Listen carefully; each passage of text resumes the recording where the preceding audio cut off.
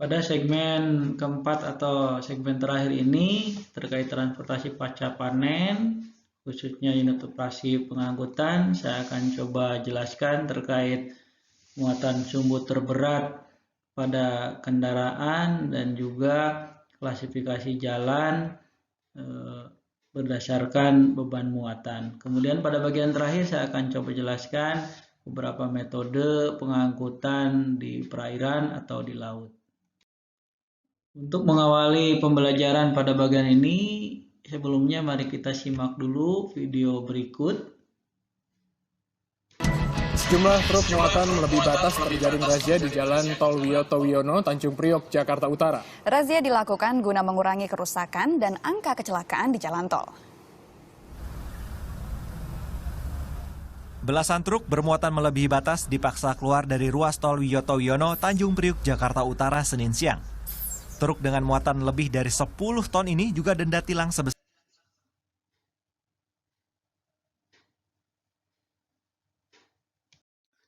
Berdasarkan video tersebut, kita dapat mengetahui bahwa sebenarnya ada peraturan yang mengatur berat muatan pada sistem transportasi.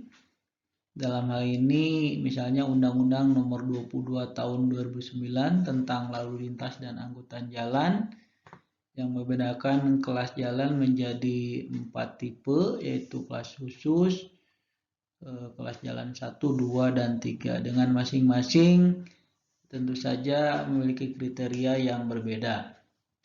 Misalnya untuk kelas khusus, muatan sumbu terberatnya atau MST-nya bisa lebih dari 10 ton. Kemudian untuk kelas 1 dengan muatan sumbu terberat 10 ton. Kemudian untuk kelas 2 maksimum 8 ton dan kelas 3 juga maksimum 8 ton. Jadi ada ketentuan khusus per masing-masing kelas jalan, terutama untuk muatan sumbu terberatnya, demikian juga untuk dimensi kendaraan maksimum yang boleh lewat. Kemudian apa yang dimaksud dengan muatan sumbu terberat? Tidak lain adalah jumlah tekanan maksimum yang terjadi pada roda terhadap jalan yang dilaluinya. Berdasarkan Wikipedia, diketahui bahwa muatan sumbu terberat ini tidak lain adalah perkalian dari jarak sumbu pertama asal roda depan, ya, atau ke titik berat muatan dinyatakan dalam Ki, kemudian dikalikan dengan beban muatan dalam kilogram, dinyatakan dalam L besar, kemudian dibagi jarak wheelbase, jadi jarak antara as roda depan sampai dengan as roda belakang atau A. Kemudian ditambah dengan S2 yaitu berat timbangan sumbu kedua bagian belakang dalam kilogram. Secara sederhana, muatan sumbu terberat ini dapat dihitung dengan cara adalah di mana berat diizinkan atau JBI dibagi jumlah sumbu roda. Mungkin seperti terlihat pada pada gambar berikutnya, pendekatan dari pembagian jumlah sumbu roda. Kemudian ya di era kemajuan teknologi saat ini pengukuran bisa dilakukan menjadi lebih mudah, yaitu tinggal menyiapkan neraca untuk menimbang salah satu sumbu roda pada bagian kendaraan atau pada bagian truk.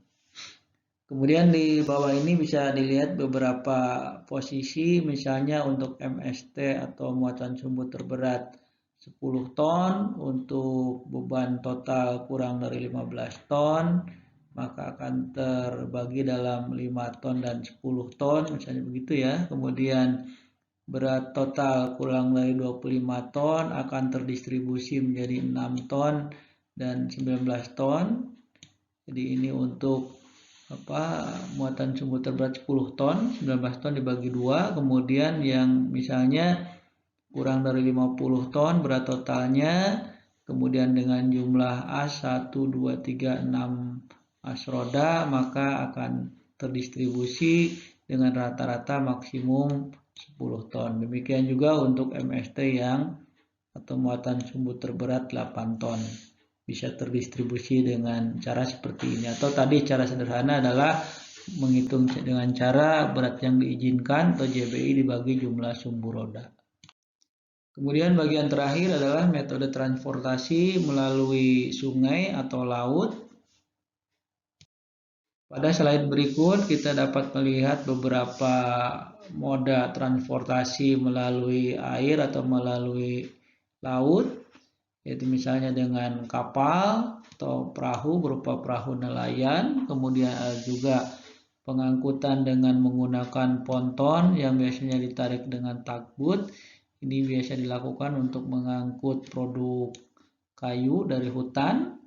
Dan yang di bawah sebelah kiri ini adalah proses loading, memuatkan kayu, khususnya kayu mangrove ke atas ponton. Kemudian metode pengangkutan lainnya di air atau di sungai adalah dengan membuat semacam rakit yang ditarik juga oleh tugboat atau kapal penarik.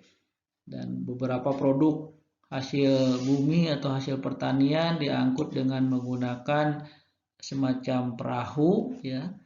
Ini namanya adalah biasanya disebut dengan pompong. Ini beberapa contoh metode pengangkutan di sungai maupun di air, ya, atau dalam ini di laut. Pada tingkatan yang lebih tinggi dengan volume yang lebih besar, misalnya adalah kapal kargo dengan dilengkapi dengan sistem refrigerasi. Jadi dilengkapi dengan ruangan pendingin atau ruangan pembeku, terutama untuk produk-produk ya seperti sayuran dan buah-buahan. Ini sangat cocok karena bisa memperpanjang umur simpan dari produk, ya, termasuk juga mungkin daging, ikan dan lain-lain.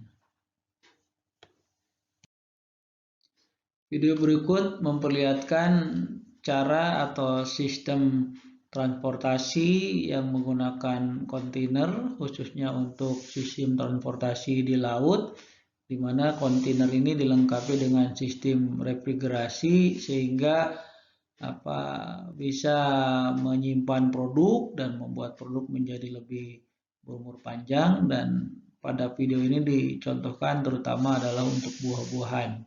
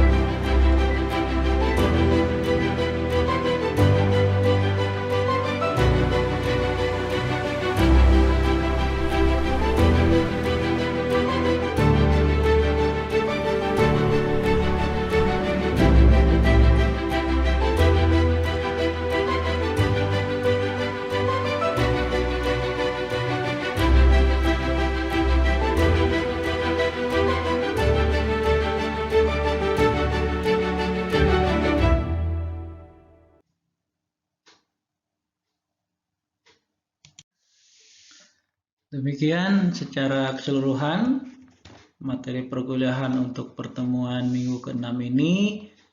Semoga bisa disimak dan diikuti, dan sampai ketemu di kelas ataupun di pertemuan secara sinkron.